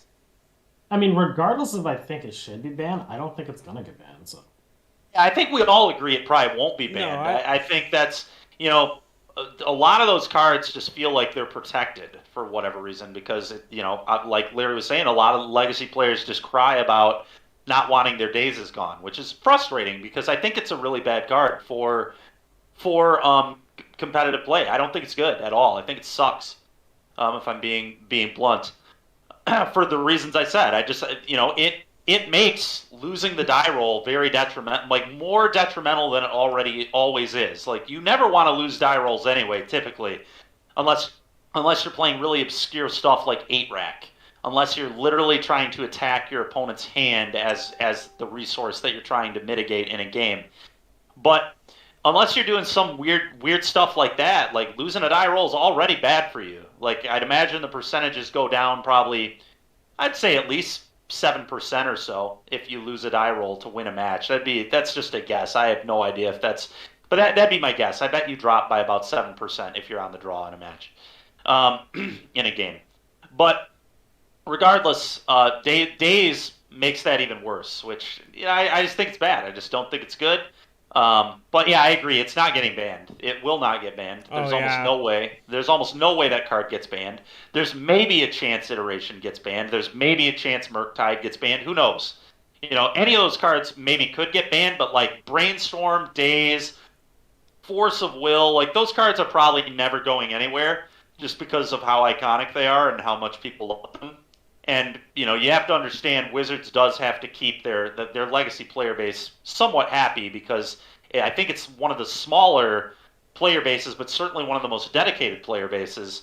And so you need to make sure you don't screw up with them. So I don't think they'll be getting rid of those. But Iteration, Ragavan, Murktide, those are all cards that could go potentially. I don't think they will, but they could. Yep, agreed 100%. I don't think it's going to get banned, but as I said at the very beginning of the day statement, if it was up to me, Iteration and Days would be the two cards I would want banned. Mm-hmm. Yeah. Those would definitely be my leading choices. I actually wouldn't touch a creature. But if I was going to touch any of the creatures, I think Murktide's the lead of my list.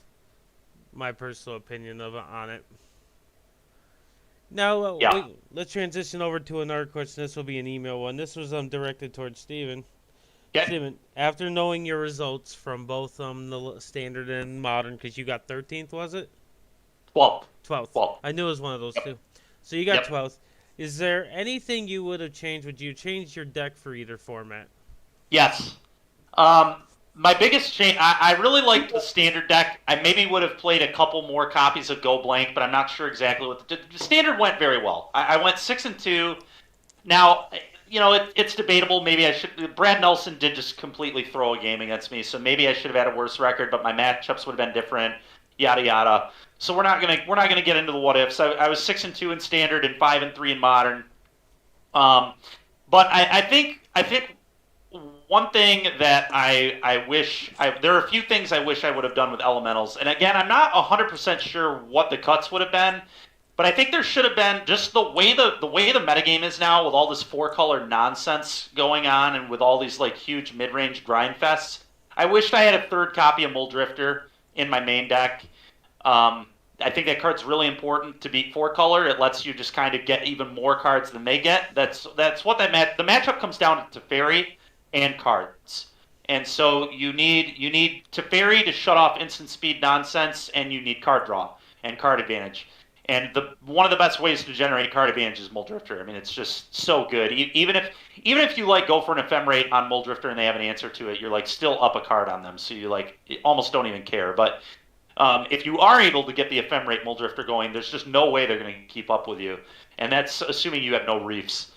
So I wish I would have played one more Muldrifter, and I wish that I would have played one Endurance at least in my 75. Now, I'm not sure if it should have been in the main deck or not, because that card was not very good at that event, honestly. I did play against Living End, but that stuff just wasn't very popular. So I would have probably still not main decked Endurance, I don't think.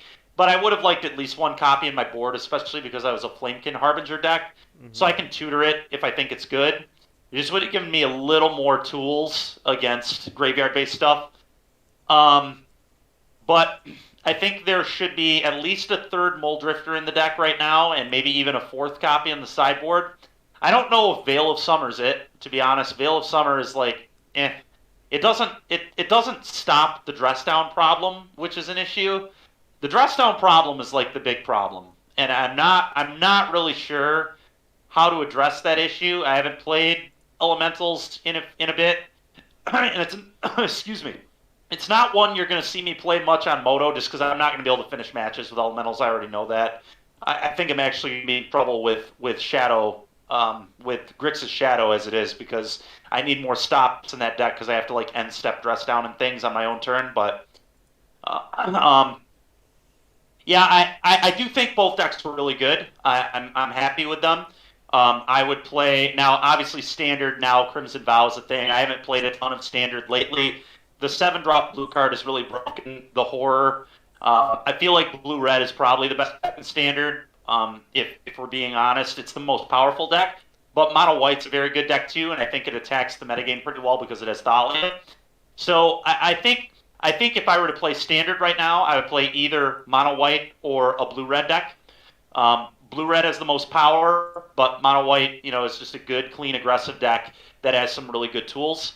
And even with like zero testing, when I was playing against Decandio to help him test for his Mythic Championship, I believe coming up this weekend, last week when we played against him, I played mono white and I was beating most of his stuff.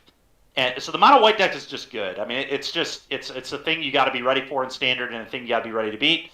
And the blue red deck is just busted. It has ridiculously powerful cards in it, and if you untap with that 7-drop, it feels like you almost can't lose the game. And then as far as modern goes, I would play Elemental. I like if I did not think that I had to, because we're playing a team event this weekend, so I would like to be able to finish my matches with, say, at least 10 minutes left on the clock in a majority of my rounds, so I can help Larry or Noah if needed after matches, or I just have those 10 extra minutes within my matches to lean over and talk with Noah or talk with Larry about what they're doing. I think that's important in a team event to be able to communicate with your teammates and help if need be. And I have a lot of experience with D&T and Modern, which is obviously different than Legacy, but I know a lot of the weird, like, tricky nonsense you can do with, like, Flicker Wisp and things like that. So if Larry ever needs help with any of those, like, weird scenarios, I can help him out with that. And Sealed, is definitely a format where you have to be very knowledgeable and play around stuff. So I'll want to be able to communicate with Noah for sure. If I didn't think I had to worry about helping my teammates, I probably would. I think Elementals is a fine deck. It's still a very good deck. It hasn't gotten any worse. The only reason I'm playing these black mid-range decks is it's going to save me a little bit of time. I don't think I think they're also very good decks. There are a lot of really good decks in Modern right now. There are at least like 10 very, very good decks that you can make an argument for being the best deck in Modern. There are tons of very, very strong decks. What I love about Elementals, by the way, is that Elementals just has a wonderful Hammer matchup. And when I've been playing against Hammer in these leagues with Black, it's been like a fight every time. Like it's a battle. It's like dead 50-50. And with Elementals, it's like, almost 70-30. Like, it's really, really hard for Elementals to lose to Hammer. I managed to do it at the Invitational, but my opponent drew really, really well. He played really, really well. But the matchup's really good. And that's a big draw to Elementals. It always has been. That's why I started playing it in the first place, is it's so good against one of the best decks in Modern. But Elementals is just one of those decks where it generates so much value. If you play it well, you get to make a ton of decisions, and that's typically a deck you want to play in Magic. Decks that let you make a ton of decisions are typically the better ones to play, and that's why I'm going to lean towards Grixis Shadow this weekend. Is that black-red deck, man? Like, we played that deck 2 days in a row now. Turok feels medium as hell. I know how people are winning with this card. I get it. It's another one of those RNG cards, because today we had multiple spots where I kicked the stupid card. We played against Punt Then Wine, and I kicked it and missed the Summoner's Pact, and then he top-decked. Now, he had missed the bounce land for like 4 straight turns, but he top-decked the bounce land and just killed me because I didn't hit the right stuff on RNG. Now, I needed 2 perfect cards out of 4, because there were like multiple iterations that would have been bad for me. But I hit like the Cultivator, which did nothing in that position, which was really annoying. And then there were also multiple spots where I just like couldn't hit 4 mana with Turok, which was really awkward. So I know that the people who are having success with this card are either just like hitting their land drops more consistently than me, which, sometimes it just happens. Sometimes you don't draw land, sometimes you do. But also the him effect, like sometimes you get there with him and sometimes you don't. And I don't know. I just don't really like Turok that much. It still was not great for me today. I think I would prefer Dark Confidant. Now, I get why they're playing Turok, though, is because when we played against BJ Kazarni from chat on stream today, the four color felt awful. The four color value pile felt completely awful with black red. You're at the mercy of their draw step starting after like turn 4. And if they hit their bangers, you lose. I mean, if they like play Omnath with a fetch land on turn 5, you're in huge trouble, especially if there's a Teferi in play, because you can't even interact. So they like play the Omnath, play the fetch land, play the Orion, blink the Omnath, usually blink an Abundant Growth, game's over. Good luck beating them from there. And then they reset the Teferi too, if there was a Teferi in play, which is one of the situations we came into today. But Turok's really important for that matchup because that's like a pretty hard threat to deal with, but they still have 4 copies of Fury and 4 copies of Bolt. They can still deal with all those. But it's just like one of those, like, it's one of the few cards that gives you a good amount of value against them, and it's fairly difficult to deal with. But the matchup still just felt really bad. I hated it. After we played that match, I was super off Black-Red. I do not want to play Black-Red this weekend, because I think 4 color is definitely one of the best decks in Modern right now, and I felt like a dog, honestly. I felt like a dog. I felt like I was at the mercy of my opponent's draws, and if my opponent's playing well, I'm in huge trouble. BJ, like, made multiple mistakes and still beat me. So that is not where I want to be with a deck at all. Playing against somebody who's like making, and he now BJ wasn't playing terribly, but he made some small mistakes that not everybody's going to make, and they're not going to give me those edges. And he gave me those edges, and I couldn't convert, and that's just like that's very concerning to me.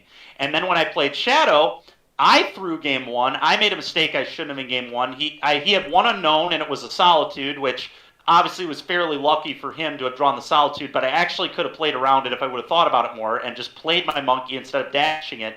And then in games 2 and 3, I found ways to win, largely because Shadow plays Expressive Iteration, which we've already talked about. That card is insane. That card makes the Grixis deck better at hitting its land drops. You're able to set things up better. You get to play counter spells in that deck, so you can counter all these stupid, really good ETBs. You also play Dress Down, obviously. And I felt like I was able to leverage my ability a lot more with the Grixis deck than I am with the Black-Red deck. And I'm not nearly as at the mercy of my opponent's draw step as I was with Black-Red. And I also want to say that people who think Shadow is not good in Grixis, I think they just need to reassess how they're looking at Shadow, because I played against a matchup where you would think it'd be literally at its worst. Like, that's like Solitude.deck. It's 80 card, 4 Solitude and 4 Ephemerate, and Shadow was just like one of the best threats in my deck. I was able to like bait out endings on DRCs, which were basically, I didn't care about DRCs at all. I wanted Shadows, because Shadows don't get burned by anything. Fury can't kill it, Bolt can't kill it. Helix is interesting because you gain life, but my life total was so, I was able to put my life to like 5 and 4 both times when I put Shadows in play, and they're just like 1 mana 8/8s and 9/9s. And half the time I was only deploying one of them, not 2 of them. So even if he drew a Solitude, I'd be like, yeah, whatever, I gained 9 life, sure, and I'll play this other Shadow later, and I can Luris this Shadow. Well, excuse me, I can't Luris the one that got exiled, obviously. But, just I thought Shadow was great. I mean, Shadow was awesome, and that's a matchup where people like keep saying, well, I don't think Shadow is very good against Solitude decks. Well, it was like the best threat in my deck against the Solitude deck, and I like crushed him with him in game 2. My opponent like cast a Fury, which I would have had to counter if I didn't just have a 1 mana 9/9. 2 1 mana 9/9. So instead of having to drown a 3/3 double strike, I just let the stupid thing resolve because it didn't actually matter, because I just had 1 mana 9/9s that just like could dominate the 3/3 double strike. So that's my like tangent there about Death Shadow. Death Shadow's good in that deck. Death Shadow's very good in that deck. I'm excited to play that deck. I think it's a very strong deck, and I think I'll really enjoy that deck. It was one of those things where like playing Black-Red's an awkward deck to move into after playing Elementals for so long, because Elementals is just like card advantage the deck, and that's just not at all what Black Red is. Like Black Red has pretty much no card advantage at all, other than lursing back baubles or kicking Turok. The way it's built. When I was playing Dark Confidant, you have card advantage from that. Dolphy, you could argue, could be card advantage sometimes, but usually you have like no card advantage at all. So you're much more like Jundi. It's basically like a Jund deck, really. It's like New Age Jund, just the 50-50 deck of the format. And the last 2 days, I was actually 56% win rate, I think, which is a Jundy deck. But that's not a good win rate. That's not something I'm happy about. I'm actually very upset about that. That's a bad 2 days of Magic for me. 56% is very poor. We need to have a better win percentage in the Modern seat this weekend than 56%. So I'm really down on Black Red actually after playing it these 2 days. I was not feeling it. Some of the card preferences, obviously, the Turoks I don't really love. I had more success. The best league I had was when I played Dark Confidant. So maybe that's just maybe it's just personal preference. Maybe it's how I play the deck. I don't know, but the Turoks are awkward. Only two Dolphy is awkward. The deck doesn't have much. The only graveyard hate in the deck at all was already 4 Dolphys. That was one change that I was advocating for in the stream. Is I think the deck needs a Nihil Spellbomb or a Soul Guide Lantern or something in the sideboard to attack graveyards a little more, because we played against Aspiring Spike in round 1, and even though I beat him, I got pretty lucky to beat him. I drew a Dolphy. I had the hand 8 spell on turn 1, and Spike did a lot of good things to try and manage the game. And put himself in spots to win. And fortunately, I was barely able to stabilize and kill him. But the matchup does not feel good. And I don't like being as cold to Reanimator style decks as the Red Black deck felt like. I feel like a better deck than Red Black right now is probably Mardu. Grixis or Mardu. I don't really understand why we're not doing the splash for Prismatic Ending and cards like Kaya's Guile too. Black Redman, like that was like the deck like a few months ago, and I really enjoyed playing it. I think it's a good deck. Don't get me wrong. I do think it's a good deck, but I just think the splashes for either like going into Grixis Shadow or going into Mardu, I think you just get a lot more power and you get a lot more flexibility on your cards. And obviously, like you're losing a little more life because of Fetch Shocking and stuff. That's probably an advantage for you in Grixis because of Shadow. Obviously, in Mardu, that's not necessarily the case, but. Hey, I don't know.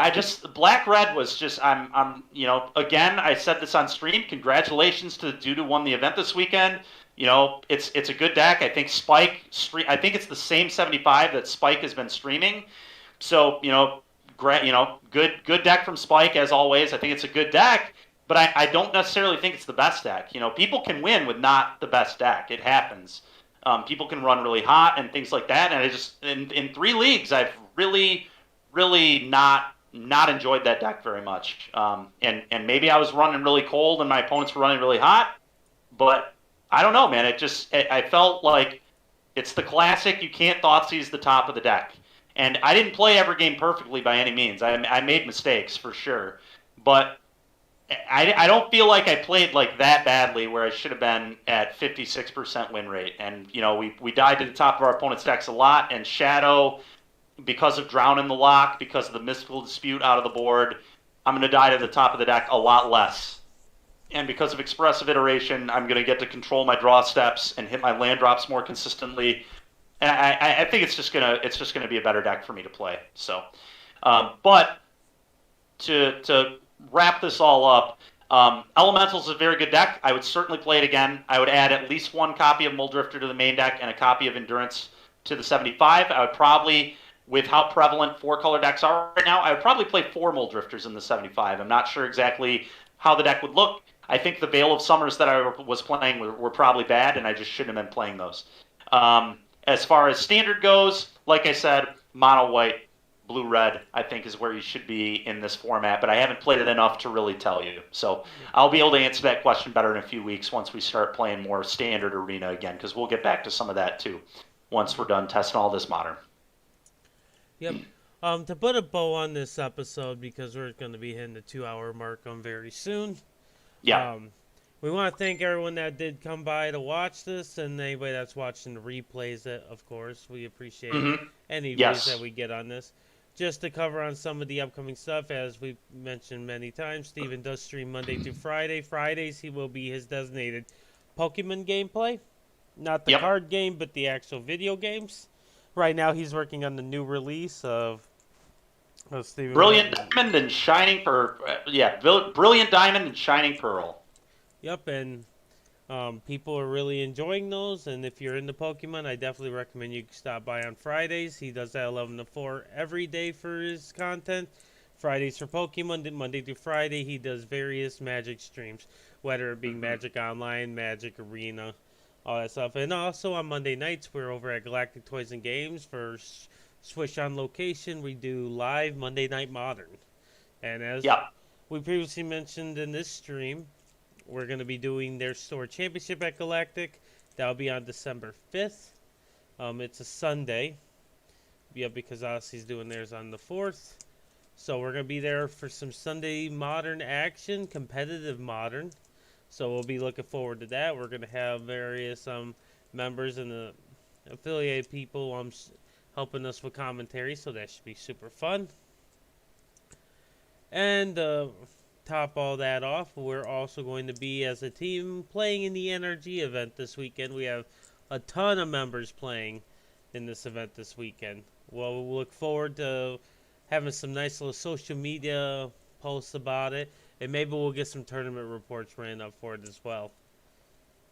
It should be a good time. We'll definitely have to, in next week's episode, we'll definitely be recapping the weekend. There ain't no way we won't be doing that.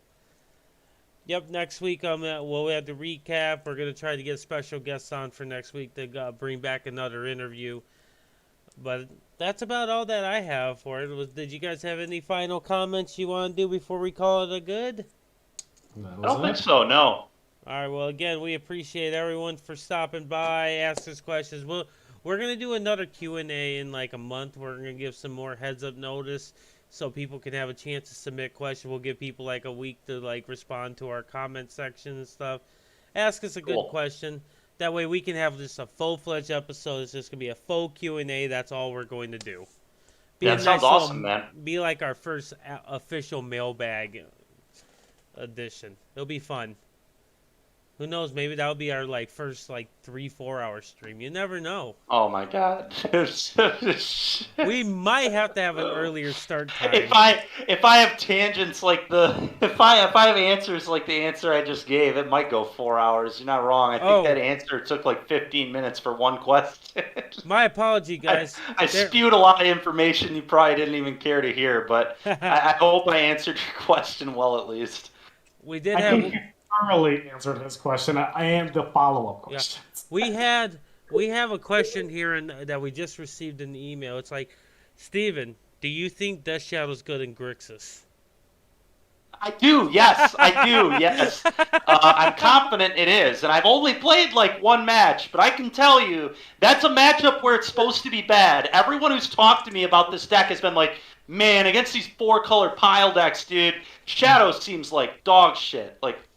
But I'm just like, okay, I guess. Like, are you sure? Like, Corey basically went unbeaten in Modern at the Invitational, and the most popular deck was 4 colors. So I think your theory is incorrect. And then I just, like, played the deck and just, like, didn't play Shadows foolishly, held them for a really long time, valued them very highly because they're one of the best threats in the deck because they can't die to Fury. They're, like, unkillable. Fury is a joke against Death Shadow. I could tell you, I've played Elementals. I've looked at 5/5 Shadows, 2 of them, and had Fury in my hand. And even if my opponent didn't have Dress Down, it didn't matter. I had a 3/3 double strike that was going to have to chump because my opponent was about to play a Fetch or a Shock and embarrass my 3/3 double strike, make it look like just child's play. They played 1 mana for their 8/8s, and I played 5 mana for my 3/3. So, yeah, dude. People, I feel like people are just, this is like a theory that they come up with. They don't actually play the deck. And then they just say this stuff that, like, sure, on paper it kind of makes sense. You're like, Solitude's good against Death Shadow. Well, no, it's actually not that good against Death Shadow, because if your Death Shadow opponent doesn't play 2 Death Shadows, it's only a 1-for-1. And that's if you hardcast the Solitude, if they don't have a Dress Down. All these other things have to come into play. And if you 2-for-1 yourself to Solitude them, you're down a card against the Hand Hate spell deck. That's where they want you. They want you down cards. I want you pitching stuff to Solitude, please. That's exactly what the Hand Hate spell deck wants you to do. I want you with no cards, and then I want to drown in the lock you off the top of your deck. So it's just like, yeah, I don't know, man. Death Shadow was so good in my games today, and just all the like Death Shadow haters out there. We have a few on the team even. Some of the Swish teammates have been like, dude, I want to play Grixis without Death Shadow, and I'm like, maybe, man. And then today I played the deck, and Death Shadow was just insane. So here's another thing about Death Shadow. But before we leave, who's playing Fatal Push right now? Black decks don't even play Fatal Push. If it has more than 6 toughness, it doesn't die. It like doesn't 1-for-1 get killed by anything. What are they gonna do? Unholy Heat a 7/7? Yes. I don't. Okay, cool. They did it. They can. You're right. They can. I'm happy with it. They may Unholy Heat a 7/7. They're doing one of those theoretical things. They're not actually playing the games. That's the thing. Yeah, exactly. But the card was so good today, and I expect it will continue to be good. The key thing with Death Shadow in those kind of matchups is you just need to know how to prioritize it.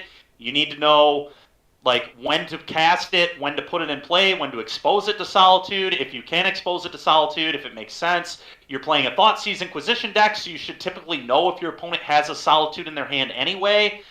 Yeah, I don't know. I thought Shadow was really good. I would not advise cutting that from the deck at all. That card was nice. And I didn't even get to do any dress down nonsense with it. I had like a turn where I could have done dress down nonsense. If my opponent wouldn't have blocked, they would have died because I could have made it a 13-13. And I could have like blown out a Codal block, but I chose to just let them kill my Croxus so I could replay it again because that felt like a better play. But yeah, man, I mean, the deck's just sick. The deck's really sick. I felt a lot more in control of my match, and I feel like I'm going to be able to pilot that deck to more success than I would be able to with Black-Red this weekend. I don't know. Black-Red could go really well if I played it too. I've had pretty okay success with Black-Red at paper events, but my record, even with Black-Red, like even at the combined team events I did with it, I don't think my record was much better than like 65%, which is like very good still. But I kind of want to be a little better than that. And when I was playing Elementals, my record was definitely better than that. My record with Elementals had to have been around 70%. Like, it was very high. Like, absurdly high. I had really good numbers with Elementals. It's one of the best decks I played in a long time. And I think Shadow is also going to be a very, very good deck. So I'm really excited to play it. And I'll probably... we'll obviously get into the tournament recap next Tuesday. Might be a good deck to write an article about maybe next weekend. So. No, for sure. It'll be interesting to see what you end up lying on. I hope it's a good one. Me personally, I hope you choose a good deck. Yeah, I'd appreciate that. Yeah, you do. Yeah. But yeah, next week we'll definitely be kicking off the stream by talking about our NRG results. And again, if you haven't registered, you don't have a team, try to find one in the next few days because this event is going to be gas. I think it's probably going to be the most fun event that I have this year. Yeah, it should be pretty awesome. I think this team concept is sweet. But with that, we're going to put a bow on this episode. We want to say happy Thanksgiving to everyone that is watching. Yes, happy Thanksgiving, everybody. Yeah, we're going to sign off here and get ready to smash some food.